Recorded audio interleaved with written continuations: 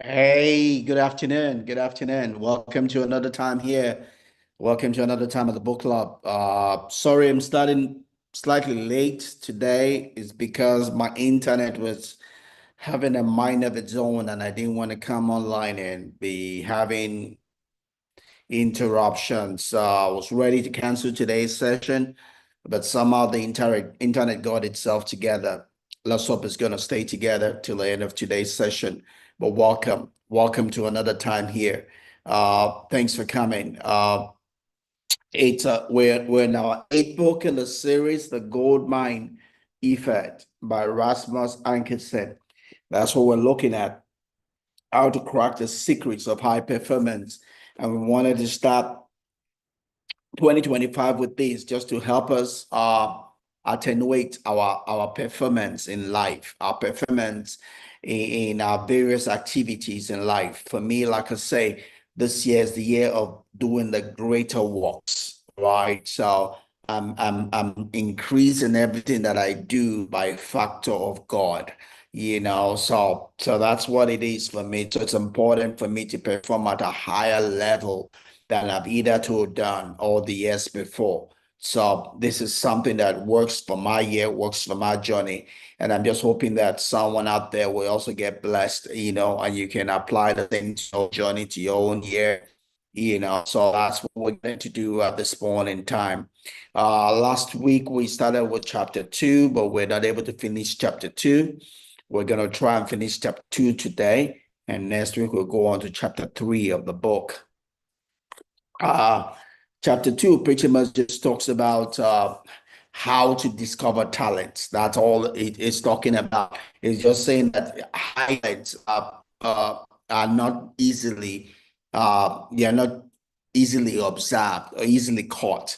Those that will go on to perform at the top level or top level in their league are not, you don't just spot them by, it's not too necessarily obvious all the time. Those that will perform at the top level. Sometimes you one or two you might be able to see, they start performing early, but more often than not, it's not visible to the plain eye. Compare that to what we call the level 5 leaders, in organization as put together by Jim C. Collins in his book Good to Great. The attributes of the level 5 leader are not what we typically would think they are. We would think that someone that is, full of himself, outgoing, it's highly personable, would be a level 5 leader. But more often than not, as Jim C. Collins and his partners studying organizations, they found out that was not your level 5 leader, right? That might be your level 3 leader, your level leader, but surely not your level 5 leader. The ones that are quiet, they don't necessarily push themselves. They tend to be the ones that work in the background, not the ones that want to, as it were, make love to be seen, love the platform. So in generality, high performance or high performers are not that visible. So the book is all about not missing those kind of people, still being able to find them and help them, get to the top level, in their game. But as we look at it from the angle of the book, we're also using it to learn what we can apply into our lives. We're not necessarily into athleticism. We're not here in runs. We're not here playing tennis or playing soccer, but we are here in everyday details of our life. As an engineer that I am, as a farmer that I am, as an entrepreneur that I am, as an investor that I am, as a businessman that I am, and every other thing that you are. How can we use the same attributes, to better our lot, to do better in the things that we do, to improve our game.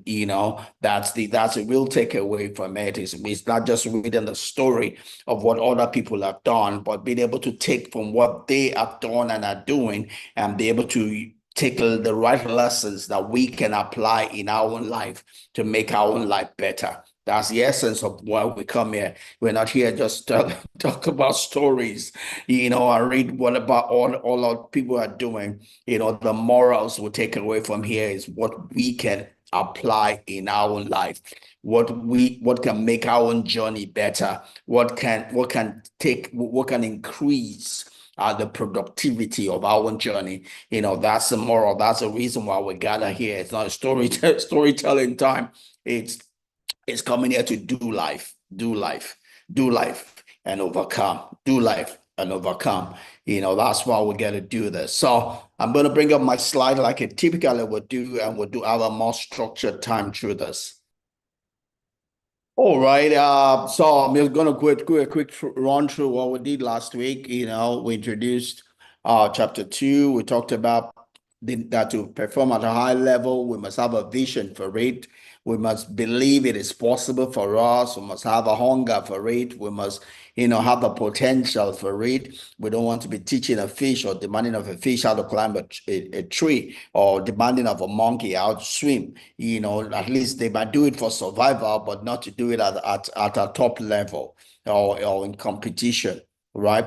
You must have a structured practice for it. So even though you can do it, for you to increase, you must practice. Practice makes better. Practice makes permanent. Practice increases the realm of the things you can do. Like we typically would say, you will not rise to the level of your goal. You will fall to the level of your practice. It's not your wish, it's what you practice for, right? It's what you practice for. That's what you're going to get out of life. It's not as much as what you mouth, it's what you practice for, right?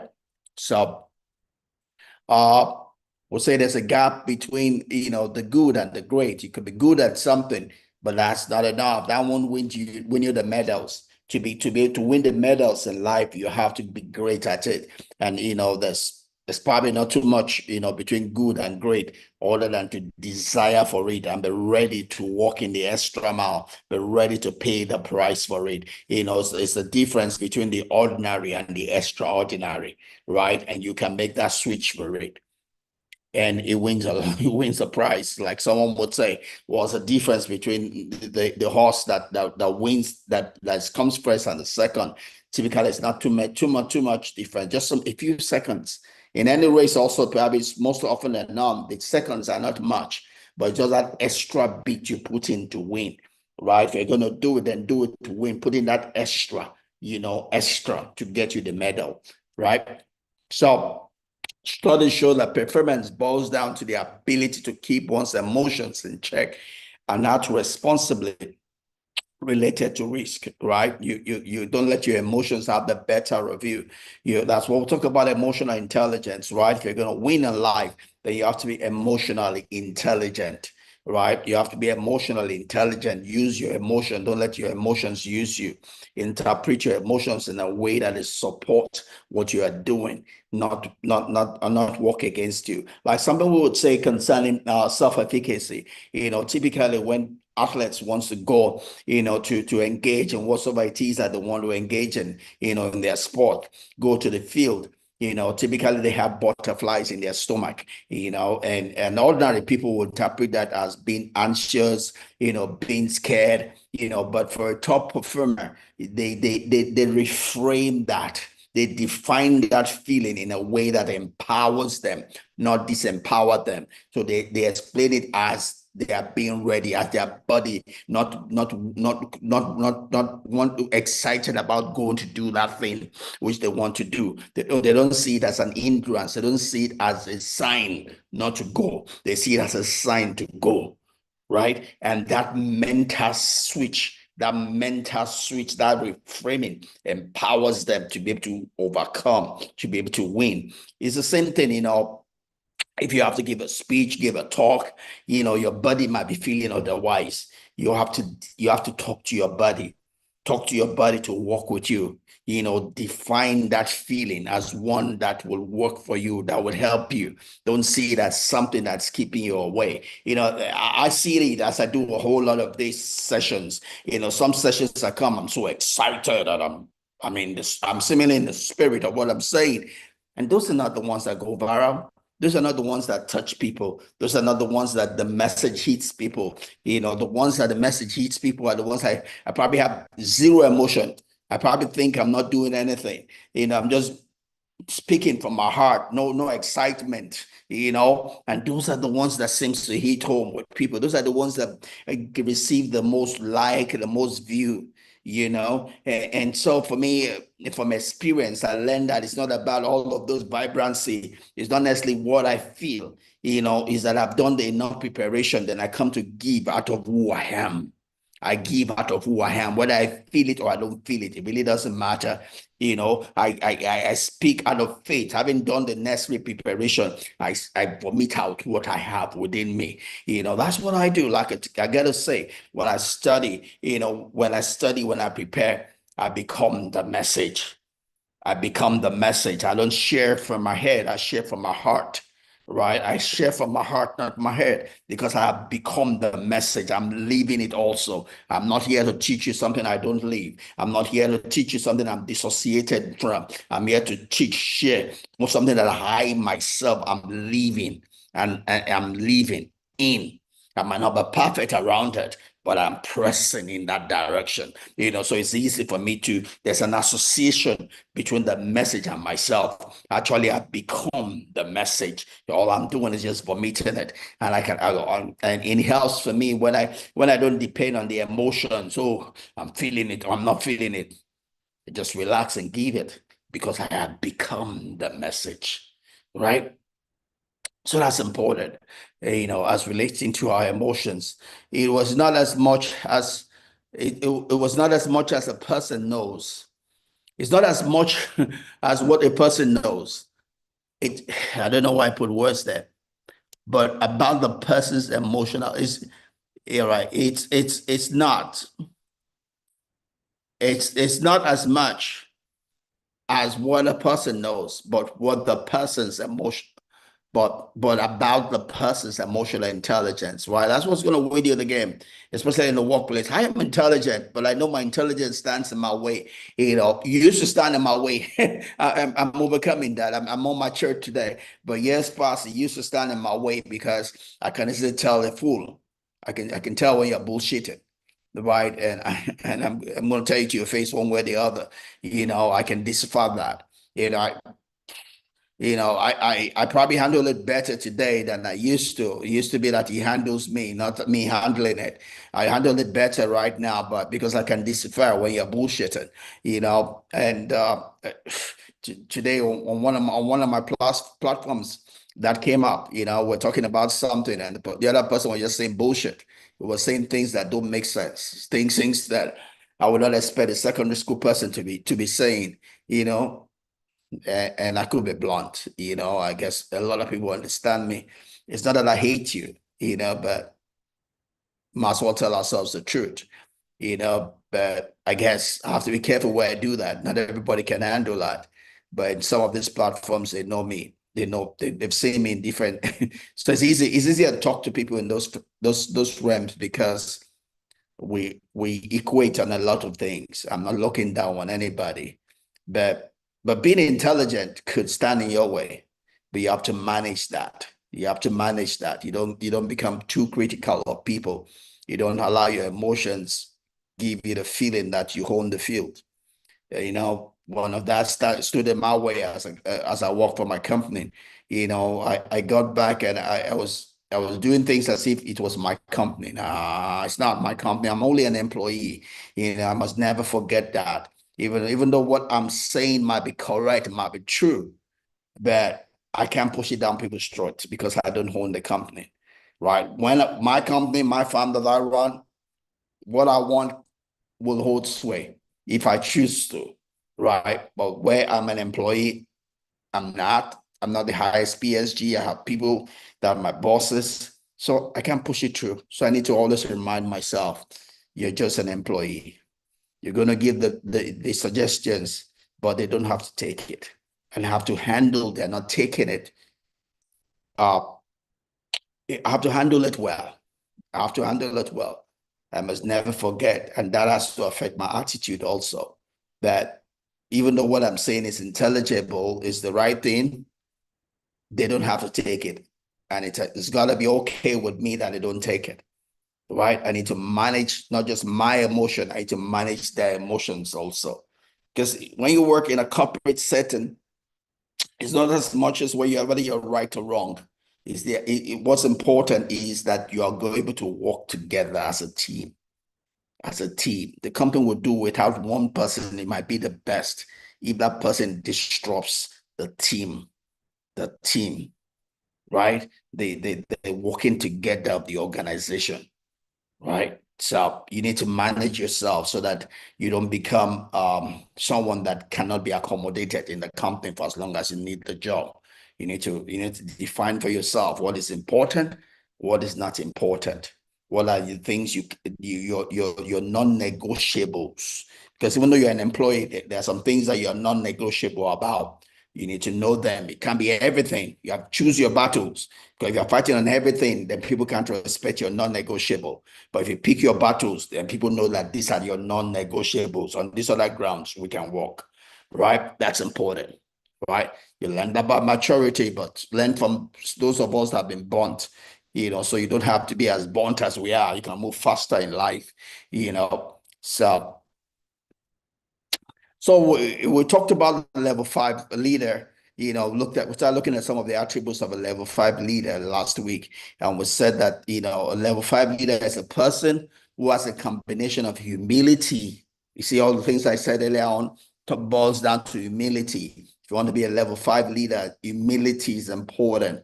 Humility, don't let your ego go before you. Humility has a strong will, and I do have a strong will, but you need to understand how to use it, because not only that I have a strong will, I used to be, and I could be opinionated, right? You have to manage that if you are working for an organization and you are not the chief executive, right?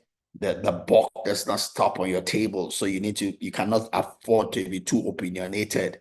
You give your opinion, you give your suggestion. If they take it, fine. If they don't take it, you have to be okay with people not taking your opinion because you don't have the last say, right? A level 5 leader is motivated by the success of the organization. It's focused towards the success of the organization. It's not around to bullshit. It's not around to do things to be distracted. It's focused about moving forward, right? So level 5 leaders are also effacing, they're quiet, they're reserved, you know, often, not always. They could have these attributes of being quiet, being reserved, and also have a high level of discipline and resolve. That is not compromisable, right? To be a level 5 leader, you will have a high level of discipline and resolve, right? You don't dilly-dally, right? And we began to look at attributes, break down those attributes down. We talked about being humble. They are pretty much modest and they ask for help when they need it. They are not the people that struggle or with things that they cannot do. They understand delegation. They understand, the strength of all. They are not people that boast about being able to do everything themselves. They know when to delegate. They know what to focus on. They know what to delegate. They know what to focus on. They know what to delegate. They know that their job is to be strategic. Strategic. They don't waste their time on the tactical things. I learned that lesson, when I built my first house here at the Kota here, and I was so tactical that I lost the house. I had to sell the house because some things didn't work well at the end of the day. That was when I developed high blood pressure, doing that, but that was a lifelong lesson, that stayed with me, So every other thing I do, I refuse to be too tactical if I'm the one leading and I'm the one financing, right? I stay where I need to be as the financier, as the CEO. I stay strategic. I do some tactical things, but I don't get lost in tactical thing. I don't get lost in the frame. I stay outside the frame so I can see the big picture. I plan the strategic and get people. I employ people. I pay wages. I pay salary for people to do the tactical things to stay in the frame. I don't lose sight of seeing the big picture. A big lesson I learned from my first house, and today I do a lot more things much bigger than that first house. I succeed because I don't get lost in the tactical things. I stay strategic, right? Even in my workplace as an employee today, I don't stay static, they're just tactical. My 29th year, right?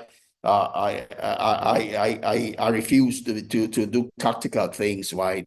I stay strategic as much as possible. I've been doing this for the last 29 years, right?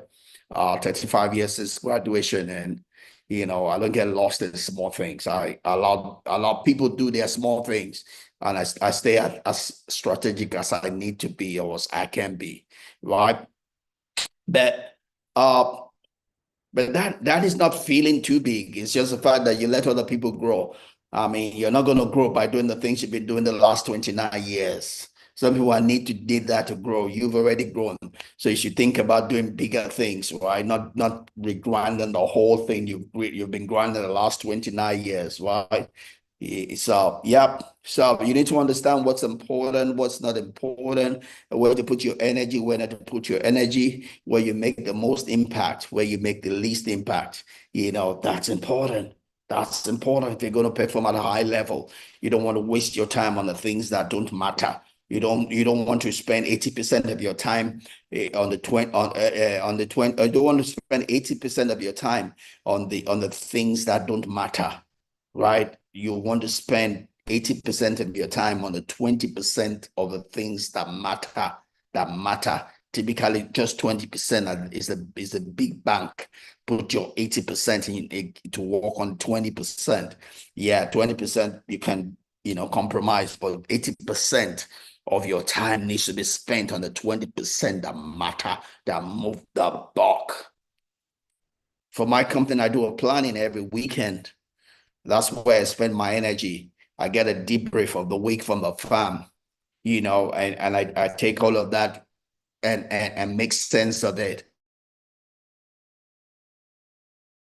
The weekend, we'll take the debrief, plan for the week that's coming.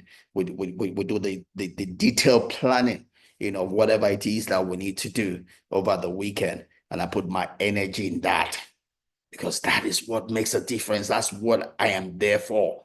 The people I employ cannot do that for me, because I carry the vision of the company. I see where it is going. I see where I want it to go. I see where it is going to be in 1 year's time, 5 years time, 10 years time. I'm in control of that vision, and I direct it in that wise. I make sure that the tactical does not dissociate from the strategic, and the strategic is making sense in the tactical, right? That's important, right? So typically level 5 leaders are modest, and they ask for help when they need it. They give credit to others and take responsibility for mistakes, right? They give credit to others. And you see me doing that. This December, I make sure I give credit to everyone, thanked everyone that worked for me, and appreciated their strengths, and the journey we've had together as we come into a new year, into this year of God, the year of the greater works, right? You must be teachable. You continue to learn, to continue to grow. Even as I was sharing a design, with uh, my farm mentor, who in effect is my operation manager, yesterday open, we change design, we change design, we keep on looking at what we want to achieve, and we're flexible to change it to achieve what it is that we're trying to achieve. You must be flexible. You're not done yet. You can learn, you can grow. Also, while talking about being humble, we talked about the difference between uh all right, we'll talk about difference between fatal flaw and an opportunity. Like I said, we need to understand the things that go, the things that don't go, the things that are negotiable, are non-negotiable, You need to define that. I put out a quote this morning that talked about, for one to succeed, you must know yourself. That's why we do the SWOT analysis, right? We know our strength, our weakness, our opportunities, our threats. That is unique to you. That's unique to organization. Every organization is different. Every person is different. What is my strength might be another person's weakness. What is my weakness might be another person's strength. When I understand this, then I understand the interplay. I know the things to focus on with my strength, the things that are my weakness to delegate to someone else. That's important. That's important, right? For my fam, I'm not there every day, so I have people do that. I'm not going to be tilling the ground. People do that. I'm not going to be the one taking things to the market. People do that, right? So you need to know where to focus your energy. That's important. Otherwise, you're going to be you're going to be dissipating energy. Don't forget, energy can neither be created nor destroyed. You have a certain amount of energy. It's important that you manage it and use it well to get the result that you want, right? So, um, so the reasons formula talks about performance, is a function of the potential that the person has minus the interference or distraction, right? Not everybody lives up to their potential. And the difference is the distractions, which could be the lack of training, what could be the lack of focus, which could be lack of practice, lack of exercise, lack of training, lack of resource, right? So our job is to reduce interference so that we can get the maximum from our potential to produce the performance, the results that we want, right? And that goes again for my farm. There are potentials for our farm, the things our farm can do, but there are things that stand in the way of that. Our job is to take away as much of that. For us, it's having irrigation so we can farm 365 days of the year. And we did that for the first time in 2024. For the first time in 2024, we're able to farm 365 days of the year because we had our irrigation in place. This year, 2025, will be our second year to farm 365 days of the year because we have our irrigation in place. And we're extending it not just to our primary farm, we're extending it to our second farm, and we're going to see what we'll do with our third farm, but we need to farm 365 days of the year, that's it. You have a potential. You need to seek how to maximize the use of your potential. That will determine your performance, right? The less of you're able to use of your potential, the less your performance. The more you're able to use of your potential, the higher your performance, right? And you can interpret that in every other area that is for you, right? I'm an employee here, where I work, our potentials, to the extent in which I can use that determines my performance, right? I've been working there the last 29 years, so I have potential from years. I have relationship from years. It's now up to me to use all of that to get the high performance on my job for the company, right? So last thing we talked about humility last week, which was what we ended last week, was said that there's a need to not to make our gate narrow, right? We should be open, not to be narrow. We should be not narrow-minded, be open-minded. Not narrow-minded, be open-minded. And one of that happened during the week. One of our customers wants a particular type of cucumber. They call it seedless cucumber. Unfortunately, it's not in the market right now. The seed's not in the market right now. But we're willing to do that for her. We have one of our major departmental store that wants some two type of products. We're willing and open to farm it for them. We have some eateries that might want some specific requirements. We're willing and open to farm for them, right? We're a commercial farm. We're about making the money, right? We're open. For as long as there's money in it, for as long as it's profitable for us, we're going to go into it because we're in here to make money, right? Yeah, 2024, we made 20 times our revenue of 2023. 2025 year, we're targeting to make 10 to 20 times our revenue in 2024. And we're well on our way to doing that, right? But that is going to come by being open-minded, not closed-minded. Open-minded, not closed-minded, right? Open-minded to opportunities, right? For as long as we can handle it, we're not going to bite more than we can chew. We're going to be mindful that we never bite more than we can chew. You know, as we open up to opportunities, it'll be a controlled open up. We will never extend ourselves in such a way that if we miss our step will be taken out of the game. It will always be a cautious being open-minded. We will always be sure that we have our back covered. We will never bite more than we can chew, yet we will be open-minded in a controlled fashion. That's important. That's important. The other thing we're going to that's important to be able to have a high performance is the need to be ambitious. Ambitious, which is probably goes with the last point we talked about. You need to seek for great things. Seek for great things. You know, making 20 times what we made in 2023, 2024 still kept us below the range where we needed to pay tax, because that's a number that if you don't go above as a company, you don't need to pay company tax. But we could say, hey, all right, let's stay below that number so we never pay tax. That's what some people do. It's a trap. You remain in the poverty bracket. But no, we ain't going to do that.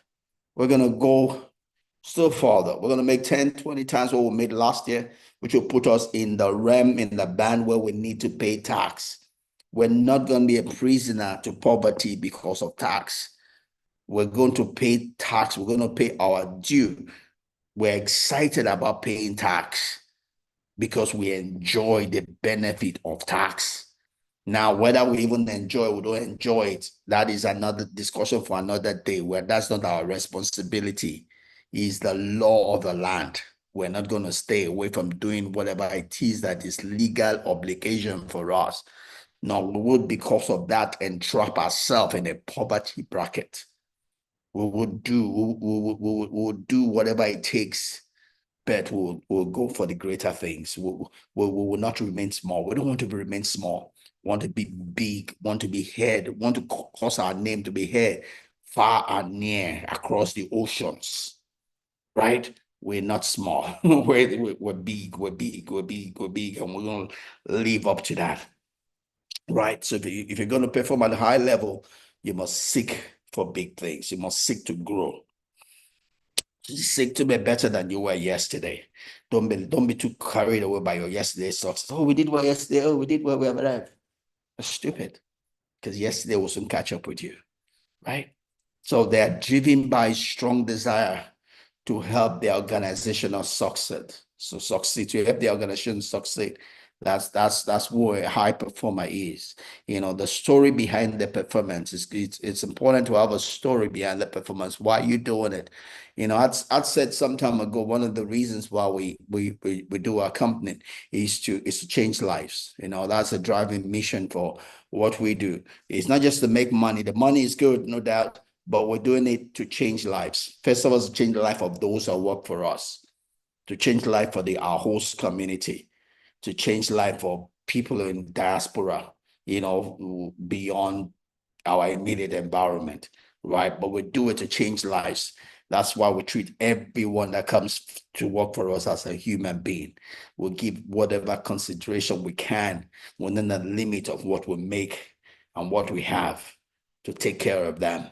Even when we're not making money, nobody working for us has ever missed a salary, even when we did not have any income, right? So that's important to us. That's why we exist, right? We exist to change lives, to make lives better. That's why we make money. That's the story behind what we do. And there's no limit to how much we can make to do that. because there's a lot of work to be done. There's a lot of work to be done in the community where we exist. We need to make a lot of money to do that, to make that impact. And even when we're done with the community where we exist, there are other communities to touch. There are my alma mater schools to touch. There's just so much work to be done that we need a lot of money. And there's no money that's going to be enough for the amount of work we can do to impact humanity, right? That's why we exist. That's our own story. That's why we put our energy to do all of this. And guess what? As we're wet also, we will be wet also. I'm not stupid, and I'm not gonna deceive you. As much as we do all of this, I will not be ashamed to enjoy from the benefit of what we make, to drive the best car, to do whatever it is that's going to make me happy as part of my journey, my pilgrimage in this life, right? I am not going to hold back in doing that as well. Just as much as we want to bless others, we also want our own lives to be changed for the better, right? So it's having the right mindset, having the right motivation, having the right value, knowing the things that fall in, the things that don't fall in the right standard, and using that as a basis for our performance. That's important. Still talking about ambition, Vince Lombardi would say that if winning isn't everything, why do we keep scores? The reason why we keep scores is because we want to win. We want to win, want to be better. The reason I can easily tell you that our 2024 result was 20 times our 2023 result is because I keep the scores. The scores are important to me. The numbers are important to me. Also, I'm an engineer. Numbers matter to me, right? We keep the scores, right? For a good reason. We keep the scores for a good reason, right? We keep the scores for a good reason. It's because we want to win. We want to win. We want to be better today than we were yesterday. So if we did 20 times in 2024, we want to at a minimum do that same 20 times this year. But we said 10 to 20 times because it's a bigger volume, right? But we're going to shoot for that 20 times. That's what we're going to do for, and even do better than that. We won't mind if we do better than that, but we need to be reasonable and practicable also. So that's why we've given ourselves at 10 to 20 times this year of what we had last year, right? So big results require big ambitions. If you want to have big results, you must be ambitious towards it. You must be looking forward for it. And we're looking forward for it, and we have different opportunities that present themselves. We're working on when and if those opportunities close, it'll be easy to meet all our targets and exceed them. So there are things we're chasing to make what we're looking for a reality. It's not a mere wish. We're working at it. We're working at it, right? So the other thing that's important is that they need to be disciplined, right? You need to be disciplined. You're not going to get everything I've said here and be high performant if you just do things. So when I feel like, it's when I feel like I go to work. Oh, I don't feel like going to work today. I don't feel like working today. You gotta be disciplined. You have to have a schedule. You have to have habits, structured plan. I gotta exercise 3 times a week, except when my body says slow down. I do obey my body. As much as I have a schedule, I remember to obey my body and talk to my body, but I do get to exercise as much as possible 3 times. That is about 2 hours each time. So I get about 6 hours of exercise every week, right? I get about 6 hours of exercise every week, not because it's easy, not because it's necessarily fun, but it's because I need it to stay alive, right? I'm here 57 going to 58, right? I need to keep that blood flowing to stay alive. It's just natural. It's a requirement of nature to stay alive. To be able to do what I do right now and breathe well, be able to talk like I talk right now and have the stamina to do this, it's because I got to take care of my body. I got to do exercise, right? That's why I can do this. It's not just natural. There are people my age that can that can have the stamina to do what I'm doing. But I'm able to do this because I take care of my body, right? I try to sleep well. I'm behind in that. I'm gonna catch up. I gotta sleep well. I gotta eat well. I gotta exercise, right? I gotta take care of my mind also. Don't worry. Don't be anxious. Take care of my mind. Take care of the things that go in there, the things that flow in there, and the things that stay there. That's important also, right? But it's a discipline thing.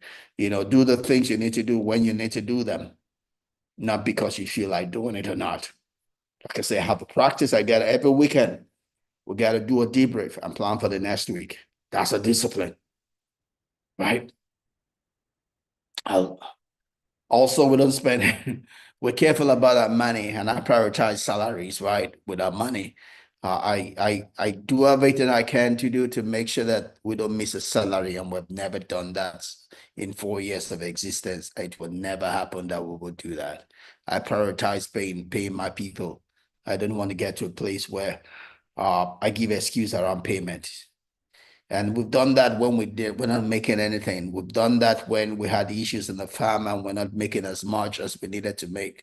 But those are the values that we stand for, and it requires discipline to stay there. We are here to change lives. We're here also to be desirous, meaning that I don't force my product on anybody. We invest enough money to make our product something that people will desire. Right. First of all, we're an organic farm. That's expensive, right? We have greenhouses we're building here. That's expensive, right? But we're putting in the money to be uh the product that people desire. People seek. We don't have to force anybody to buy our product. And I guess some people are surprised I don't chase them like we tried to do when we started. That was just to introduce us. Right now, we invest to make ourselves desirous. Those are standards we stand for and we'll push along. So another thing we see about level 5 leaders, where we're trying to learn how to perform at a high level, is that they motivate, right? They lead by example, right? So everything I've said here is just that my people see me, they see the same example, of what I require from them. So my farm mentor comes and sees me every weekend. We do all the plans, debriefing together, but I don't expect one standard for myself and a different standard for the people that work for me. I exemplify the standard I expect from them all. And that's important, you know. So they lead by example, they inspire others, and they set the challenging goals, right? They put their passion above skills, right? They put passion above skills, and that's important. Uh, Skills you can learn. Uh, Passion is you either have it or you don't have it. I can give you passion, right? I can give you behavior that you're going to have to catch yourself. If you don't have the passion for what we do, you're on a good faith. We're not going to force people again to work for us. We don't force people to work for us. If someone is not motivated to work for us, we'll show the person the gate, you know? Uh, I'm not good. Let me not give example on that. The passion and hunger to be better today than you were yesterday is one of the most important indicators of the ability to succeed. You have to have passion. You have to have hunger. If you don't, you can't perform at a high level. If you're satisfied with where you are, you can perform at a high level. If you're not seeking for a place called there, you can perform at a high level. And you always must have a place called there for yourself. Like I said, we could be satisfied with our performance from last year, and we can perform at a high level if we're satisfied. No, we're not. We're shooting for the stars. We're shooting for the stars. We're shooting for the North Star. We're going to get better. We're going to keep pushing ourselves, right? We're going to get better. We're going to keep pushing ourselves, you know? That's what we do, right? So each person's task in life is to become an increasingly better person. That's our task, to become an increasingly better person. That's the way to perform at a high level. Become an increasingly better person. I'm an increasingly better person as a teacher, as a prayer leader. This week I was excited. We had 5 people join us on our weekday prayer time on YouTube. That's great. Typically we have one person that's constant on YouTube, but we had 3 people, 4 people, 5 people join. That's good. right? That's what excites me. That's why I do what I do. I don't do it to stay the same. I don't do it to reduce. I'm not going to force people to join me, but I do everything I do to increase value so that just like my fan, I want to be desirous in everything that I do. This time I'm spending here doing this on the book club, I want it to be desirous. I want people to be able to join in of their own accord. I'm not going to force anybody to come. You know, I don't force anybody to come pray with me. I don't force anybody to come do this. But my job is to make it such a way that it can change life. Someone can benefit from it. Someone would come up his own accord to be a part of it because they're getting something out of it. I don't need the accolade. I don't need anybody to make me feel this or that. I don't need that. I don't need that. But if it's gonna bless you, that's my joy. That's what I do to be a blessing, to change someone's life, to increase someone's life. If I could do that, then I'm excited. Then there's a good reason for doing this. That's what I do. I do my best to prepare the table. I do my best to bond, hoping someone can catch their own fire out of it. I'm gonna do my best. I'm gonna express myself, right? I'm gonna increasingly do it well, but I'm not gonna feel bad if you don't come along. God sees my heart that I'm doing my best. If my best is not enough for you, so be it. But I'm gonna do my part to be desirous. And I hope someone will come along, someone will get something, someone will get blessed by something, someone will hear a word that will change their life. That's my prayer, that's my desire. If it happens, great. If it doesn't happen, I did my part. That's what's important to me. That's what's important to God. You know. So each person's task is to live task in life is to become an increasingly better person at what they do. That's important. I'm still talking about passion over skill. There's no greatness without a passion to be great. If you don't have a desire to be great, you ain't going to be great because you won't have any reason to put in the extra to do it. I put in the extra to do this. I got to read this book, right? I got to spend this time, dedicate this time here just to be here. I could do 1,001 other things. I could be sleeping. I could be watching soccer or something else. But this is because this is important to me and I want to be a blessing to someone. So I put in the extra to do this. I put in the extra to meditate around it. I'm going to do my weekly prayer. We're going through another set of study I've not even read before, but I got to do it. And I got to be ready before tomorrow when we come to pray to have another set of messages, teachings ready for our prayer time. It's not easy, but it's something that needs to be done because I've set a goal for myself to do it.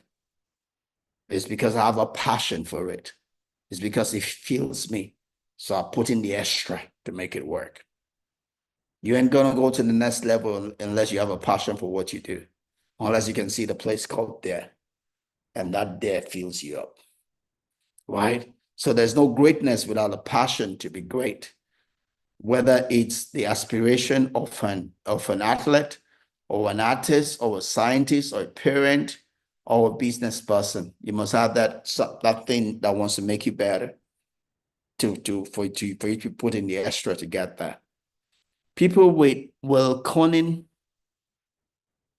and resilience, people are able to bounce back from adversity. So if you're passionate, then you can bounce back. When life hits you, you can come back. You're not going to stay there. You're not going to stay there because there's a place called there for you. And that was it for me. In depression, I still had something to do. Had this, uh, I had a vision to be a teacher. I had God's work in my heart. I had vision to do well in life, and that kept me going. That bounced me back. Right? Is having that vision, that passion for what you want, that place called there that you see. Right? So motivating. Still talking about motivating. People who accomplish great things usually combine a passion for a single mission with an unswavering dedication to achieve it. So you have what you want to do, and you have that unswavering dedication to achieve it, regardless of the obstacle and the length of time it might take, right? But you must have that passion for it. So even though I never knew about farming, I never thought about farming in my life until someone came along selling farmland, and I've developed a passion for farming now because I love building businesses. Also because I wanted this to be the practical hand to the teaching that I do. I teach about systems. I teach about businesses. So doing my farming business gives me the opportunity to practice what I teach and to be able to bring back even the experience of the practice to the teacher. So that's one of the reasons I do the farm. That's one of the reasons I started the company. That's apart from I also love making money. Don't let me deceive you. I also want to make money, and I love making money. So there's all, the thing about life is it's not the all. It's not whether I love making money or I love teaching. It's that I can make money and teach. Right? I can make money, I can teach. I can do everything together. That's what makes poor people poor, because they think that is that this or that. It's either I go to heaven or I'm rich. So someone sells them poverty and they buy it with the foolish thought that that's the key to heaven. It's not. You can be rich and go to heaven. You can be rich and do every other thing you want to do. The rich people go for the hand. You can have the hand. It doesn't have to be the whole. Right? Important. All righty, as we try to bring this home. So executive recruiter John Isaacson looks for, when he's looking for people with high performance tendency, he's looking for people that have a hunger, people that have a speed around the way they do it, and people that have weight. They're not light. They don't take these things for granted. They have a hunger, and they don't brag about the things they do. Hunger is the eagerness to master new challenges, right? Is the eagerness to master new challenges, right? You're not a problem or focused person. I used to have an employee that everything you say, he comes up with all the way why it cannot be done. Everything he comes up with why it cannot be done. He thinks that he must focus on the why it cannot be done. Everything has the why it cannot be done. That's easy. A small child can tell you why it cannot be done. Why you employ people is to tell you how it can be done. We know there are challenges. How do we overcome the challenges? That's what the high performance do. That's where they focus their energy on the how, not the what, not the challenges, the how. How do we overcome the challenges? Challenges are there. How do we overcome the challenges? You don't say because there's a lion in the street, so you stay at home and never go to the farm. How do we kill the lion? How do we get to the farm even though the lion is in the street? That's the way high performance think. That's what you should think about your life. Don't be focused on the excuses. Don't be quick to say it's the exchange rate. Oh, Tinubu. Oh, it's because I'm in Nigeria. Oh, it's because I was born in the village. It's because I'm a boy. It's because I'm a girl. Oh, it's because of my parents. Oh, it's because of my tribe. People have those, yet they are succeeding. How? How can I learn from their example and apply same in my life and overcome my own situation? It's not the problem is common to all. The solution is what differentiates the poor and the rich. It's how, in spite of my problem, I can still make it. That's what's important. Good afternoon, my dear Pastor Dr. Shola. Thanks for stopping by. God bless you. I'm doing a book club here, and we're getting towards the end of it. The end of today's session, which is chapter 2 of this book, The Gold Mine Effect by Rasmus Ankersen. It just talks about high performance, how to have high performance and the things that we do. Right. So in chapter 2 here, closing, But I'm going to throw this on my reel after I'm done. So yeah, if you have time, you can listen to it. God bless you. Thanks for the wave. Thanks for stopping by. I'm in South Africa. My greetings to your wife. God bless you.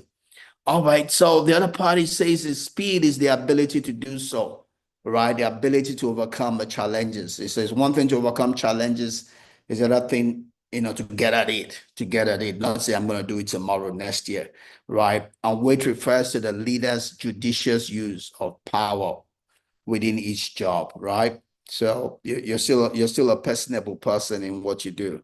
So it says that explain that weight speaks to the question, why should anyone follow you to be a leader, right? Yeah, to be a leader, you want people to follow you of their own accord. A boss will force people, a leader, people give them the gift of their followership. So that's important. All that you do is to still be personable, right? And our last slide here says resilience is a key indicator of performance in a wide range of professions, right? From a special forces, soldiers to teachers. So resilience, right? And resilience comes because you have a passion for what you're doing. You see the reason why you're doing it and you want it. It's just like Jesus Christ. The Bible says that for the joy that was set before him, he went through the pain of a cross, right? He went through the pain of a cross, even though his body felt like not going. The Bible said that when he prayed, he was sweating like blood. Even went to God and said, "Can this cup pass over me?" Right? Those were times of struggle as he pushed himself to the end. But what kept him going was because he could see the end. He saw the joy before him. So he was able to go through the struggle, the momentary struggle to get the prize that was before him. And that's what we do also is being able to see that prize, see that joy, see the reason why we do it. Like I said, our company, my farm is set up to change lives. That's what gives me energy to do what I do, right? To do all the planning, to do all the investment. I'm having to put a whole lot of money into this, but it's because I see the joy before me. I see the reason why I'm doing it, right? Not just to change other people's lives, to change my life first of all. My life gets changed. Other people's life gets changed. That's the joy. I'm not going to sit down wait for oh happenstance or chance. I take responsibility for my tomorrow. I take responsibility for the tomorrow of my children. I take responsibility for the tomorrow of my wife. I take responsibility for the tomorrow of my immediate family, my extended family, and to all the other person that I have to do with. That's why I do this. It's my farm, physical farm, metaphysical farm. I'm sowing to get the harvest, to take responsibility and charge of my future. And that's what God expects of every one of us to do, right? And the only way we're going to be resilient about it, go beyond the pressure, go beyond the difficulty, is because we see the end. We see the joy that is set before us, and we're able to push to that joy, right? Jim C. Collins says resilience is a signature of greatness, right? You're only going to become great as you push. You have a resilience, but resilience also comes from seeing the reason why you're doing it, right? Greatness is not a function of circumstance. Greatness, it turns out, is largely a matter of conscious choice and discipline. You choose to do it. You choose to do it. You choose to make the sacrifice. You choose to make the sacrifice. I was just sharing this week during one of our prayer meetings. I was just sharing, you know, mm, mm, our cars. I had one scratch or a tear. As I looked at it, I'm a recovering perfectionist. So that little tear kind of reduced the value of the car for me, and that was like a choking.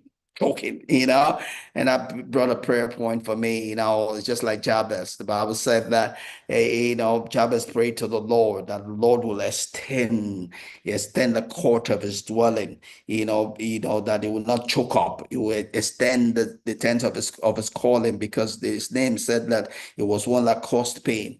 So Jabez's prayer was, Lord, extend the courts of my dwelling. Bring me to that large place. Lord, don't let me choke up. Bring me to that large place. That became one of my prayers, right? So as much as you do your part, It's also the place where you bring God along. Yeah, you bring God along, but it's a dual thing. Again, like I said, it's the and, not the or. It's not whether I walk or I pray. It's that I work and I pray. I walk and I pray. I walk and I pray. I do the things I can do, which is within my realm. But don't forget things that are outside my realm. The cover of prayer, the cover of something that's bigger than me. It's not the or, it's the hand, right? Do what you can do, but don't forget the things you can do also. God help us. All right, that's all I got for today. Thanks, my dear brother, Dr. Shola. Thanks for coming along. God bless you. God bless you. God bless you. God bless you. One of these days, I hope to come back to South Africa. I've been out there to Cape Town, but I didn't know you all were there when I was there. So, but I shall come one of these days. Thanks. Thanks. God bless you. Thanks everyone. Thanks for those on my YouTube channel, those on my blogging site. Thanks for sharing this time with us. God bless you. See you same time next week, West African time, 2 p.m. We'll be back to look at chapter 3 of our book, The Gold Mine Effect. Just talking about high performance in life as a whole. God bless you. All right. Have a great week. Bye bye.